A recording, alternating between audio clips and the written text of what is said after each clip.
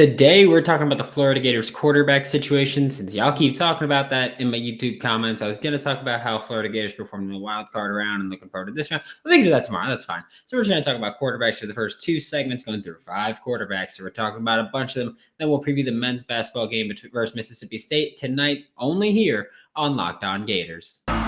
You are Locked On Gators, your daily podcast on the Florida Gators. Part of the Locked On Podcast Network, your team every day.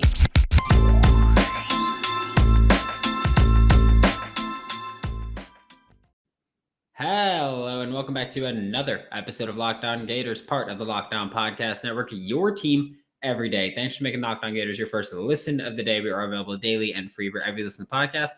Also, be sure to subscribe to the Locked On Gators YouTube page. We're having fun there. We're going to start adding some more stuff and getting more involved there. It's going to be a blast. Happy Wednesday. I am Brandon Olson. You can find me on Twitter at WNS_Brandon. I'm also the founder of Whole9Sports.com, where you can find all of my written work. And we're going to talk about the quarterback situation today. The first segment, we're going to talk about the 2 starters from last year, Anthony Richardson and Emory Jones. Second segment, we'll talk about the other 3 on roster. So first up, we're going to look at Anthony Richardson I was going to say really quickly, but it's not really quickly because we got the first segment for him. Anthony Richardson is easily the highest ceiling of all of the quarterbacks. And I realize I've called him a high ceiling, low floor kind of guy. He's clearly not the lowest floor guy that we have there, but he's the highest ceiling by a massive margin. If you're asking me, most powerful runner available. He's the type where you look at Emory, and Emory's not necessarily power. He's not necessarily finesse really either. He's just like a pick his spot and go guy. He's just fast. He's not juking dudes out a whole bunch.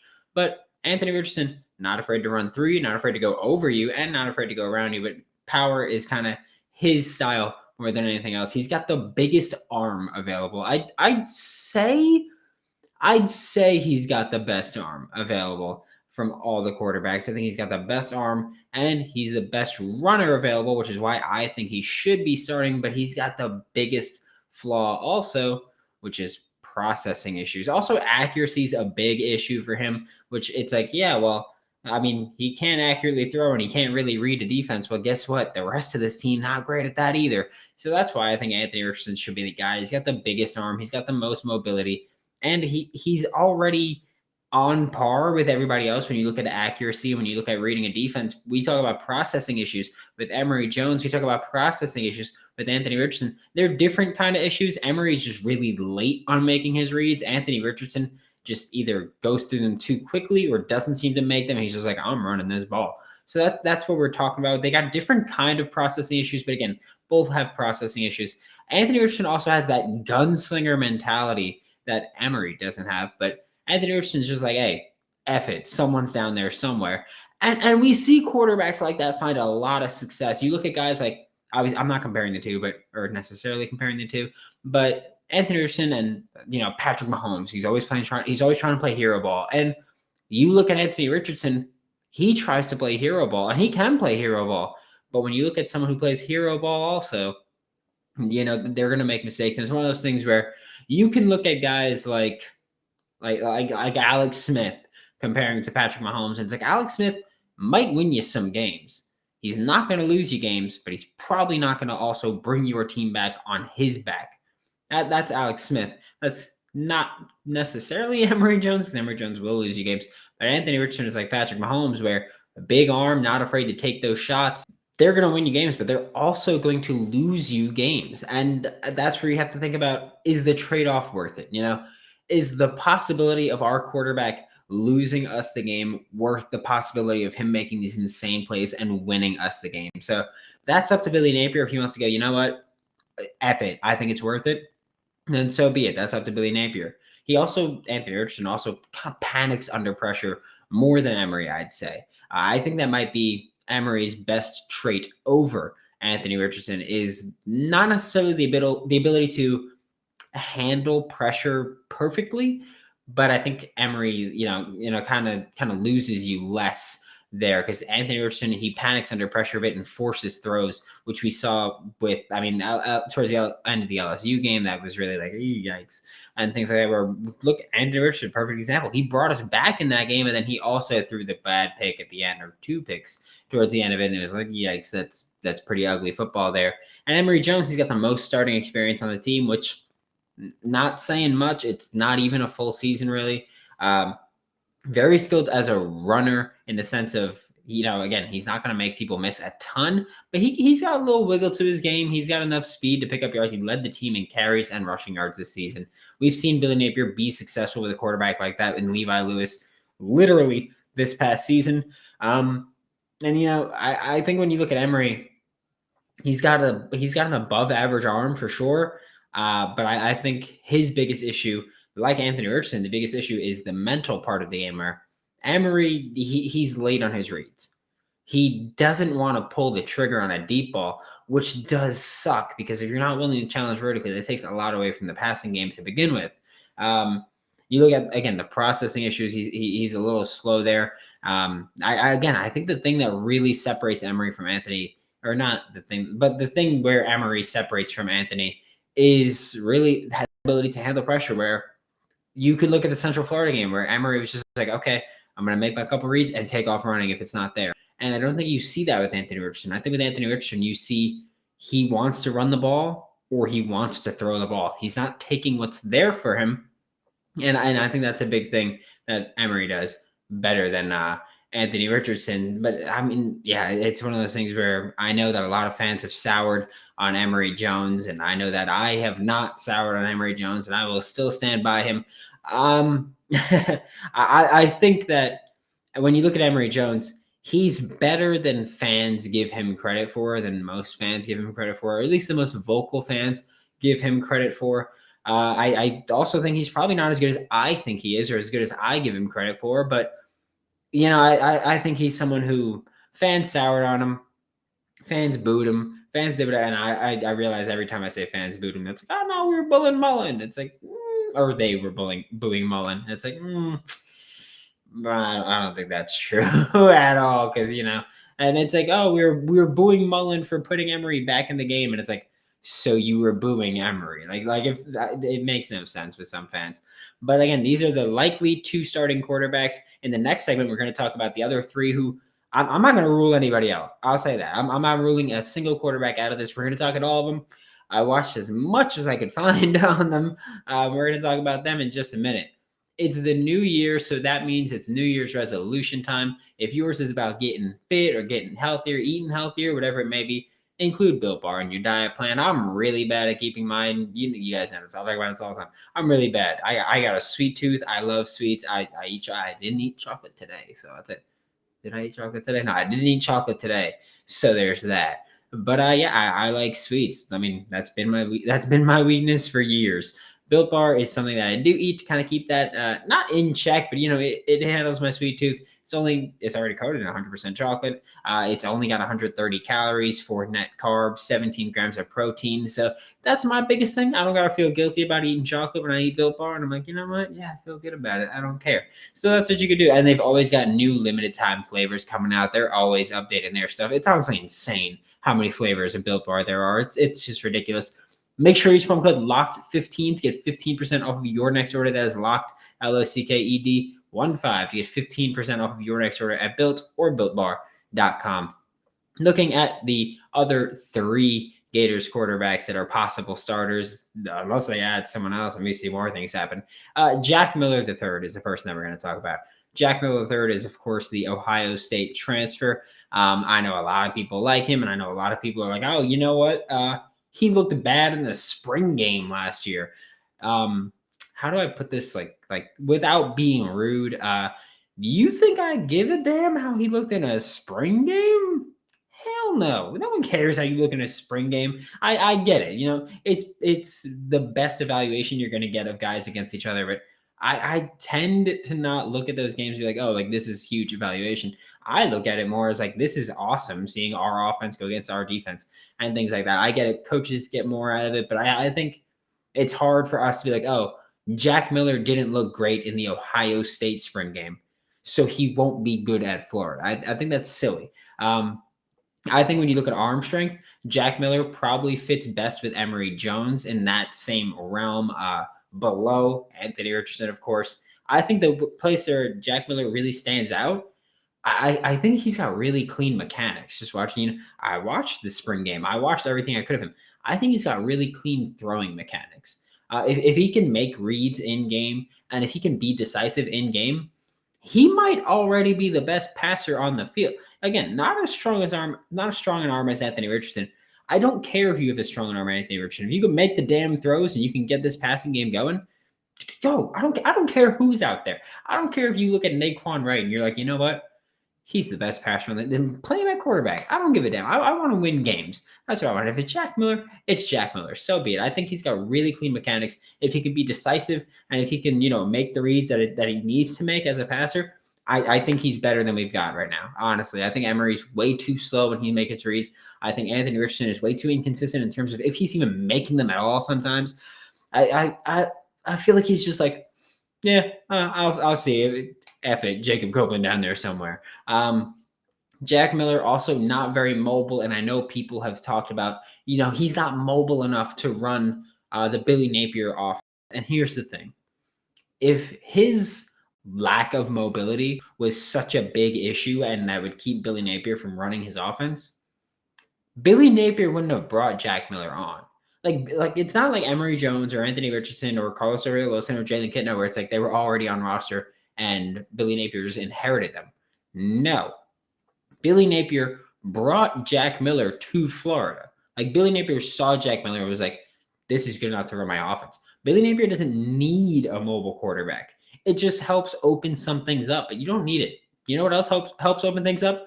A quarterback that's competent. And that's what Jack Miller could be. He could be that guy, and I have no issues with it if he ends up being the guy. Next is Carlos Del Rio Wilson. And I'll be honest, I know a lot of listeners like him, and I know a lot of people that watch this like him. I'm not saying I don't like him. I just haven't been super impressed with him. I think he's average to above average at pretty much everything, which is good because we have guys like Anthony Richardson who is exceptional in some areas and way below average in some areas. And same thing with Emory Jones, exceptional in some areas. Well, very good in some areas, but very bad in other areas. So I think Carlos Del Rio Wilson is really like I think he's the definition of, I don't know if he can win you games, but I don't think he'll lose you games. And I'm not saying he's got a low ceiling or anything like that. I just think right now he's average to above average at everything from what I've watched with camps and practice and everything I can watch from him. That's what I come away with. My biggest concern with him is I don't like his mechanics. And accuracy seems to be a bit of an issue, but I think that might be because of his mechanics. He's tightened it up for sure, but I think his release is just way too long.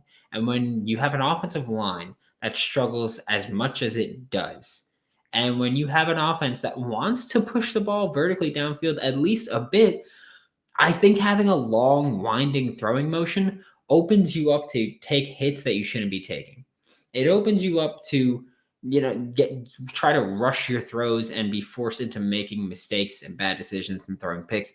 I think that the mechanics add on to things. And I think that's what we're talking about when we look at a guy who, he doesn't have an insane arm. Like Anthony Richardson can get away with having some poor mechanics at times because he's got a big enough arm where it'll make up for it. If he's throwing off his back foot, he can still get the ball there sometimes. Again, accuracy is an issue, but he can still get the ball to the general vicinity of where it needs to be.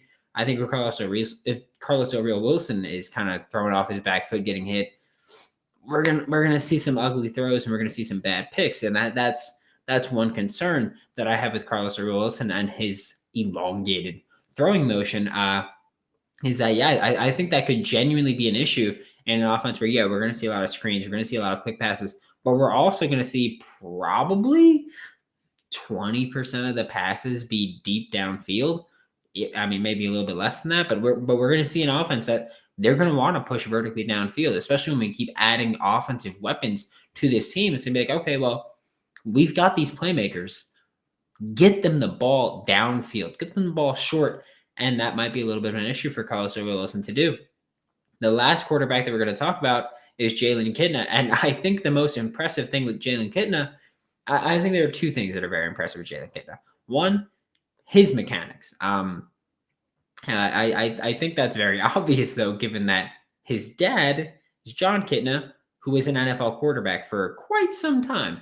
So I think when you have a dad that's an NFL quarterback, yeah, mechanics are going to be the thing where you're exceptional. So that's what Jalen Kitna is exceptional at. But I think another thing that he does really well, which is probably partially due to him having an NFL quarterback dad, is that he is very able to navigate the pocket and evade pressure in that way. I don't think he's a great athlete. I think he's an okay athlete. I don't think he's a great athlete. But I think he's got a very good feel for the pocket, and he's able to step up when he needs to and shift when he needs to. And I think that's one thing that's very impressive with him, and that I don't think we see enough from quarterbacks at the college level. I think a lot of it is just, out athleting guys at times. I think Jalen Kitna isn't going to out athlete you, but he might actually, I don't want to say finesse, but he might actually technique you. He might out technique you there. I think he's got okay arm strength. He's probably got the weakest arm from all the quarterbacks that I spoke about today, but I don't think it's necessarily bad. I do think that with him, you're going to take away the deep pass a little bit. Just because I don't know if he can drive the ball downfield enough to really challenge vertically like that. I think he can get it there, but I think it's going to be one of those looping passes, and I like in Madden, just tap X. One of those situations where, yeah, like you could get the ball there, but if it took that long, there's going to be defenders there. I think if he wins the starting job, he'll be able to run most of the offense pretty effectively and pretty efficiently. But again, this offense won't be as explosive as it could be because of his lack of arm strength to get the ball downfield with urgency and to move the ball downfield properly. And because of his lack of mobility, again, you don't need to be mobile to run this offense.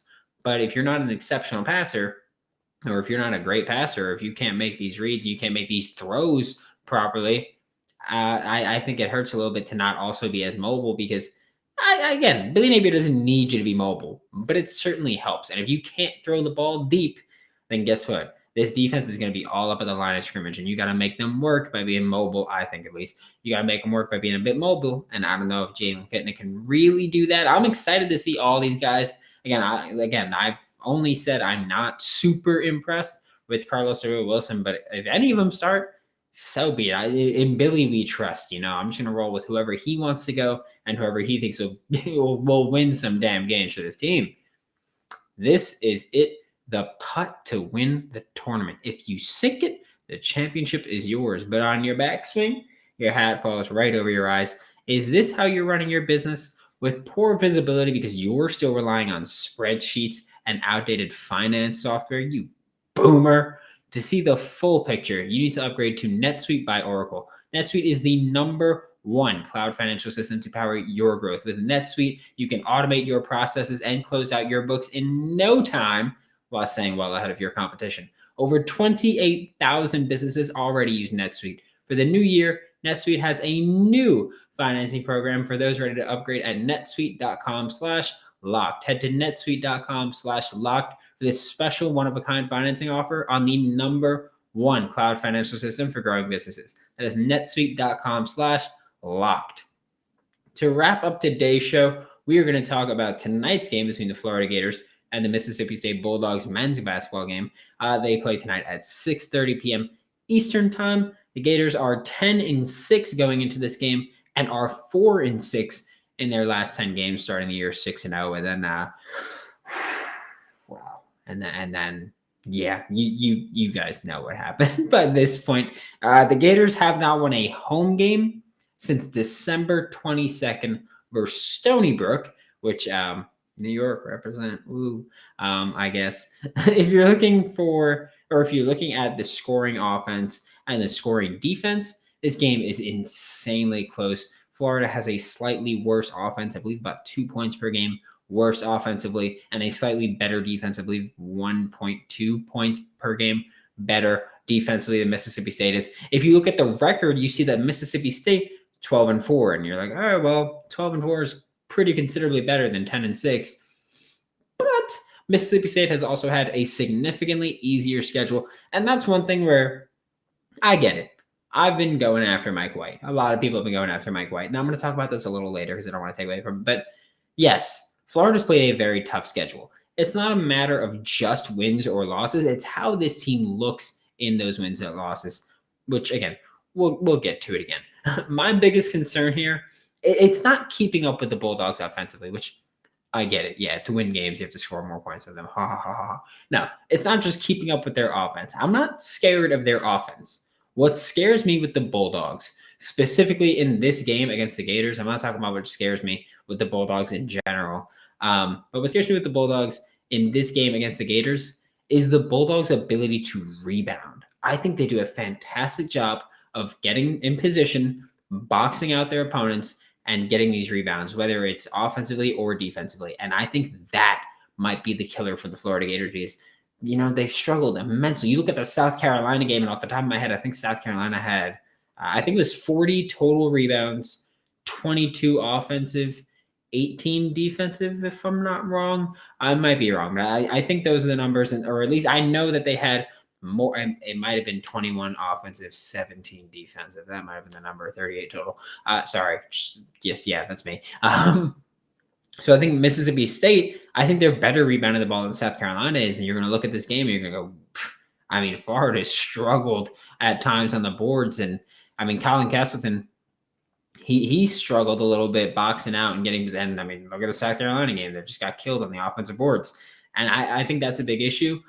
I think another big issue where this matchup is possibly going to get really ugly, Mississippi State offensively does a very good job of taking care of the ball. They don't have a ton of turnovers. They don't let their opponents get a ton of steals. And I think that really sucks because I think that bodes well for the Mississippi State Bulldogs because the Florida Gators have needed to be able to score off of turnovers. About a third of their points this season come off of turnovers. And you look at a team that, they don't turn the ball over much. And our Florida Gators rely on you turning the ball over. It's essentially a battle of Florida's going to try to force you to turn the ball over, and Mississippi State's just like, hey, we're going to play our game. We're going to try to not do that. So I think that's a big issue where Mississippi State knows how to box out and rebound. Mississippi State knows how to take care of the ball, and both of those things, I think, are going to kill Florida. I'm not super optimistic going into this game, especially for this next part. I think this is one of those games where the offense needs to step up.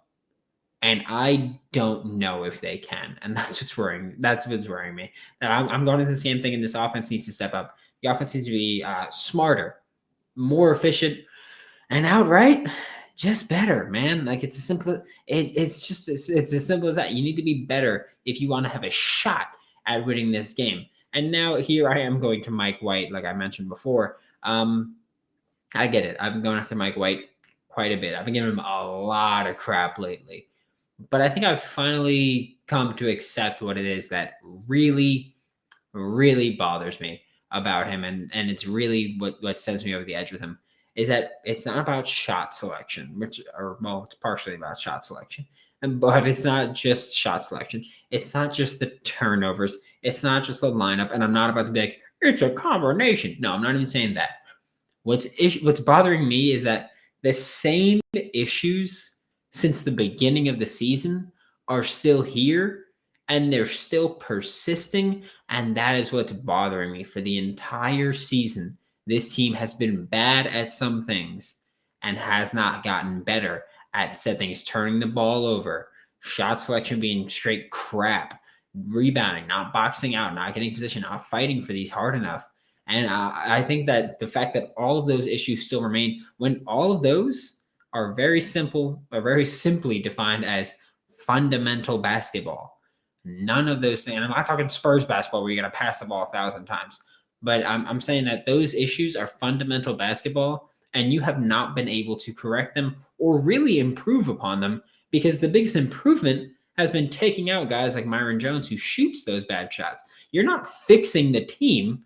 You're just trying to minimize the weaknesses by removing some of the people that are causing those issues. And it's just sad that he can't get his team to buy into him, and he can't get his team to play harder for him, and he can't get his team to do what they need to do. I mean, it's like this dude doesn't have enough badges to train Pokemon. Does he need more badges? Go to Cinnabar Island, fight Blaine. Come on, man. Like you got to be able to get these guys into shape. That's all I'm saying. Thanks for making Locked On Gators your first listen of the day every day. We are available daily and free wherever you listen to the podcast. Don't forget to subscribe to the YouTube channel. We'll be back tomorrow to talk more about the Florida Gators. Probably talk about their performances in the wild card round and looking towards the divisional. Now make your second listen Locked On Bets your daily one-stop shop for all of your gambling needs. Locked On Bets, hosted by your boy Q with expert analysis and insight from Lee Sterling. For Locked On Gators, I am Brandon Olson. Don't forget to follow me on Twitter at WNS_Brandon. I'm also the founder of WholeNineSports.com. You can find all of my written work, and I will see you all tomorrow.